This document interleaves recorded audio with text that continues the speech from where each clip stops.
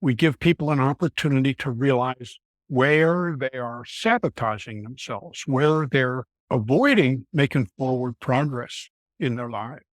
And that's what we call a stretch and accountability round. What am I resisting? What am I attached to? How does that reflect on me achieving forward progress in my life? Right. And so a stretch is some small step in the direction of a change we want to make during the coming week that is very well defined. It's specific, it's measurable, it's achievable, it's realistic, and it's timely. So if somebody says, for instance, okay, I haven't been meditating lately, but I'm going to meditate every day this week. It's, come on, let yourself off the hook. You're not taking into account the kind of things that will come up as resistance to meditating.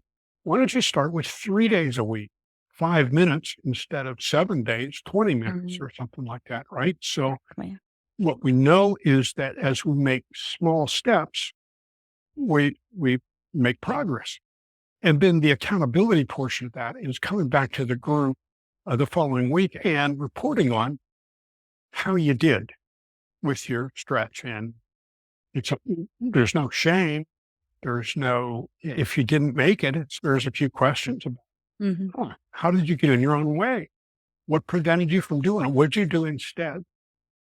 And to raise awareness of how we are sabotaging ourselves.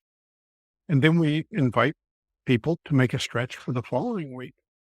So by doing so, we're able to make real forward progress in the aspect of our lives that we haven't really spent too much time reflecting on because we're so busy with the day-to-day doing of things.